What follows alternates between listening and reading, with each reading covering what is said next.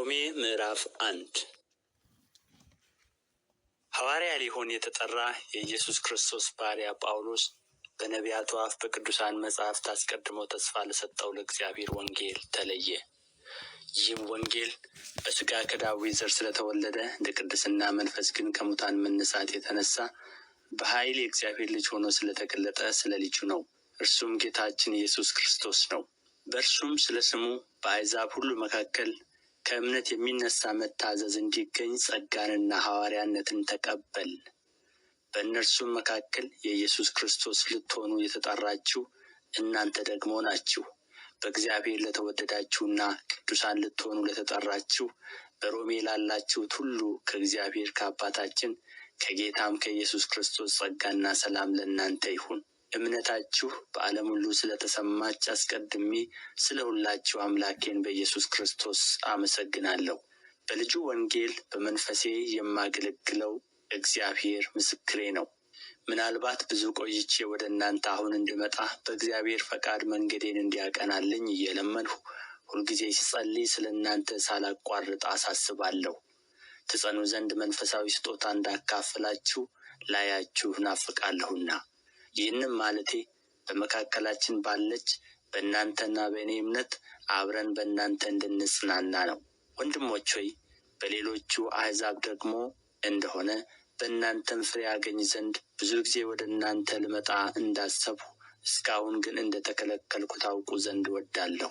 ለግሪክ ሰዎችና ላልተማሩም ለጥበበኞችና ለማያስተውሉም ዕዳ አለብኝ። ስለዚህ በሚቻለኝ መጠን በሮሜ ላላችሁ ለእናንተ ደግሞ ወንጌልን ልሰብክ ተዘጋጅቻለሁ። በወንጌል አላፍርምና አስቀድሞ ለአይሁዳዊ ደግሞም ለግሪክ ሰው ለሚያምኑ ሁሉ የእግዚአብሔር ኃይል ለማዳን ነውና። ጻድቅ በእምነት ይኖራል ተብሎ እንደተጻፈ የእግዚአብሔር ጽድቅ ከእምነት ወደ እምነት በእርሱ ይገለጣልና። እውነትን በዓመፃ በሚከለክሉ ሰዎች በኃጢአተኝነታቸውና በዓመፃቸው ላይ የእግዚአብሔር ቁጣ ከሰማይ ይገለጣልና። እግዚአብሔር ስለ ገለጠላቸው ስለ እግዚአብሔር ሊታወቅ የሚቻለው በእነርሱ ዘንድ ግልጥ ነውና። የማይታየው ባሕሪ እርሱም የዘላለም ኃይሉ ደግሞም አምላክነቱ ከዓለም ፍጥረት ጀምሮ ከተሠሩት ታውቆ ግልጥ ሆኖ ይታያልና። ስለዚህም እግዚአብሔርን እያወቁ እንደ እግዚአብሔርነቱ መጠን ስላላከበሩትና ስላላመሰገኑት የሚያመካኙት አጡ። ነገር ግን በሐሳባቸው ከንቱ ሆኑ፣ የማያስተውለውም ልባቸው ጨለመ። ጥበበኞች ነን ሲሉ ደንቆሮ ሆኑ፣ የማይጠፋውንም የእግዚአብሔርን ክብር በሚጠፋ ሰውና በወፎች አራት እግር ባላቸውም በሚንቀሳቀሱትም መልክ መስለው ለወጡ። ስለዚህ እርስ በርሳቸው ሥጋቸውን ሊያዋርዱ እግዚአብሔር በልባቸው ፍትወት ወደ ርኩስነት አሳልፎ ሰጣቸው። ይህም የእግዚአብሔርን እውነት በውሸት ስለለወጡ በፈጣሪም ፈንታ የተፈጠረውን ስላመለኩና ስላገለገሉ ነው። እርሱም ለዘላለም የተባረከ ነው። አሜን። ስለዚህ እግዚአብሔር ለሚያስነውር ምኞት አሳልፎ ሰጣቸው። ሴቶቻቸው ለባሕርያቸው የሚገባውን ሥራ ለባሕርያቸው በማይገባው ለወጡ። እንዲሁም ወንዶች ደግሞ ለባሕርያቸው የሚገባውን ሴቶችን መገናኘት ትተው እርስ በርሳቸው በፍትወታቸው ተቃጠሉ። ወንዶችም በወንዶች ነውር አድርገው በስሕተታቸው የሚገባውን ብድራት በራሳቸው ተቀበሉ። እግዚአብሔርን ለማወቅ ባልወደዱት መጠን እግዚአብሔር የማይገባውን ያደርጉ ዘንድ ለማይረባ አእምሮ አሳልፎ ሰጣቸው። ዓመፃ ሁሉ፣ ግፍ፣ መመኘት፣ ክፋት ሞላባቸው። ቅናትን፣ ነፍስ መግደልን፣ ክርክርን፣ ተንኰልን፣ ክፉ ጠባይን ተሞሉ።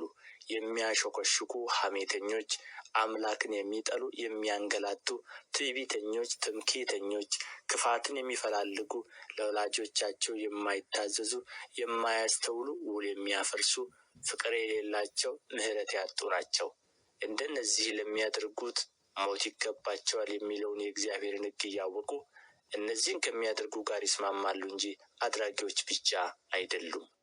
ሮሜ ምዕራፍ 2 ስለዚህ አንተ የምትፈርድ ሰው ሆይ የምታመካኘው የለህም፣ በሌላው በምትፈርድበት ነገር ራስህን ትኰንናለህና።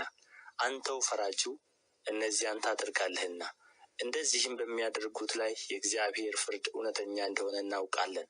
አንተም እንደዚህ በሚያደርጉ የምትፈርድ ያንን የምታደርግ ሰው ሆይ አንተ ከእግዚአብሔር ፍርድ የምታመልጥ ይመስልሃልን? ወይስ የእግዚአብሔር ቸርነት ወደ ንስሐ እንዲመራት ሳታውቅ የቸርነቱንና የመቻሉን የትዕግስቱንም ባለጠግነት ትንቃለህን? ነገር ግን እንደ ጥንካሬህና ንስሐ እንደማይገባ ልብህ የእግዚአብሔር ቅን ፍርድ በሚገለጥበት በቁጣው ቀን ቁጣን በራስህ ላይ ታከማቻለህ። እርሱ ለእያንዳንዱ እንደ ሥራው ያስረክበዋል። በበጎ ሥራ በመጽናት ምስጋናንና ክብርን የማይጠፋውንም ሕይወት ለሚፈልጉ የዘላለምን ሕይወት ይሰጣቸዋል። ለዓመፃ በሚታዘዙ እንጂ ለእውነት በማይታዘዙትና በአድመኞች ላይ ግን ቁጣና መቅሰፍት ይሆንባቸዋል። ክፉን በሚያደርግ ሰው ነፍስ ሁሉ መከራና ጭንቀት ይሆንበታል። አስቀድሞ በአይሁዳዊ ደግሞም በግሪክ ሰው፣ ነገር ግን በጎ ሥራ ለሚያደርጉ ሁሉ ምስጋናና ክብር ሰላምም ይሆንላቸዋል። አስቀድሞ ለአይሁዳዊ ደግሞም ለግሪክ ሰው እግዚአብሔር ለሰው ፊት አያዳላምና። ያለ ሕግ ኃጢአት ያደረጉ ሁሉ ያለ ሕግ ደግሞ ይጠፋሉና፣ ሕግም ሳላቸው ኃጢአት ያደረጉ ሁሉ በሕግ ይፈረድባቸዋል። በእግዚአብሔር ፊት ሕግን የሚያደርጉት ይጸድቃሉ እንጂ ሕግን የሚሰሙ ጻድቃን አይደሉምና።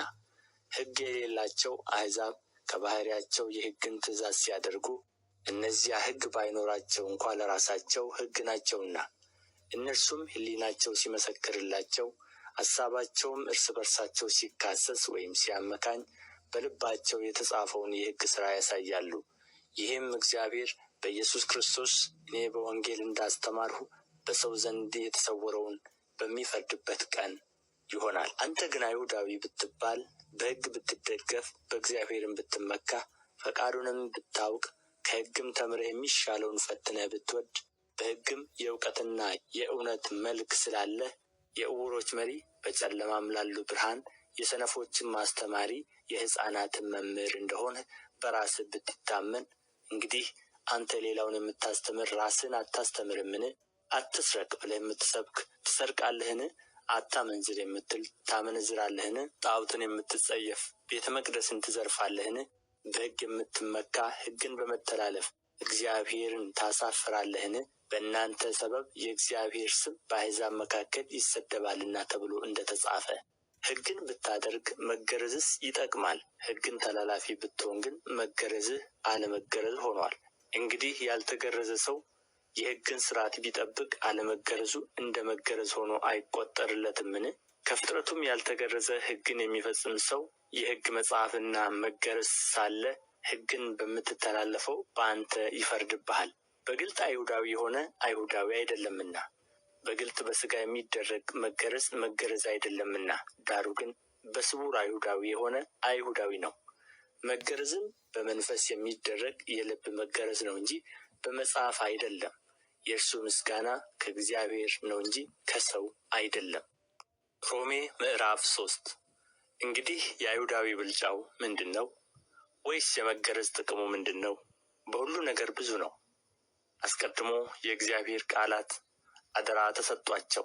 ታዲያ ምንድን ነው? የማያምኑ ቢኖሩ አለማመናቸው የእግዚአብሔርን ታማኝነት ያስቀራልን?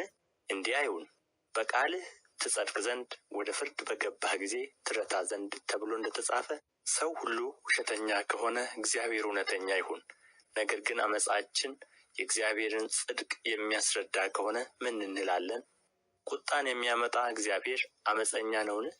እንደ ሰው ልማድ እላለሁ፣ እንዲህ አይሁን። እንዲህ ቢሆን እግዚአብሔር በዓለም እንዴት ይፈርዳል? በእኔ ውሸት ግን የእግዚአብሔር እውነት ለክብሩ ከላቀ፣ ስለምን በእኔ ደግሞ እንደ ኃጢአተኛ ገና ይፈርድብኛል? ስለምንስ መልካም እንዲመጣ ክፉ አናደርግም? እንዲሁ ይሰድቡናልና፣ አንዳንዱም እንዲሁ እንድንል ይናገራሉና የእነርሱ ፍርድ ቅን ነው። እንግዲህ ምን ይሁን? ከእነርሱ እንበልጣለንን? ከቶ አይደለም። አይሁድም የግሪክ ሰዎችም ሁሉ ከኃጢአት በታች እንደሆኑ አስቀድመን ከሰናቸዋልና፣ እንዲህ ተብሎ እንደ ተጻፈ፣ ጻድቅ የለም አንድ ስንኳ፣ አስተዋይም የለም፣ እግዚአብሔርንም የሚፈልግ የለም። ሁሉ ተሳስተዋል፣ በአንድነትም የማይጠቅሙ ሆነዋል። ቸርነት የሚያደርግ የለም አንድ ስንኳ የለም። ጉሮሮአቸው እንደ ተከፈተ መቃብር ነው፣ በመላሳቸውም ሸንግለዋል። የእባብ መርዝ ከከንፈሮቻቸው በታች አለ፣ አፋቸውም እርግማንና መራርነት ሞልቶበታል። እግሮቻቸው ደምን ለማፍሰስ ፈጣኖች ናቸው። ጥፋትና ጉስቁልና በመንገዳቸው ይገኛል፣ የሰላምንም መንገድ አያውቁም። በዓይኖቻቸው ፊት እግዚአብሔርን መፍራት የለም። አፍም ሁሉ ይዘጋ ዘንድ ዓለምም ሁሉ ከእግዚአብሔር ፍርድ በታች ይሆን ዘንድ ሕግ የሚናገረው ሁሉ ከሕግ በታች ላሉት እንዲናገር እናውቃለን። ይህም የሕግን ሥራ በመሥራት ሥጋ የለበሰ ሁሉ በእርሱ ፊት ስለማይጸድቅ ነው። ኃጢአት በሕግ ይታወቃልና፣ አሁን ግን በሕግና በነቢያት የተመሰከረለት የእግዚአብሔር ጽድቅ ያለ ሕግ ተገልጦአል። እርሱም ለሚያምኑ ሁሉ የሆነ በኢየሱስ ክርስቶስ በማመን የሚገኘው የእግዚአብሔር ጽድቅ ነው። ልዩነት የለምና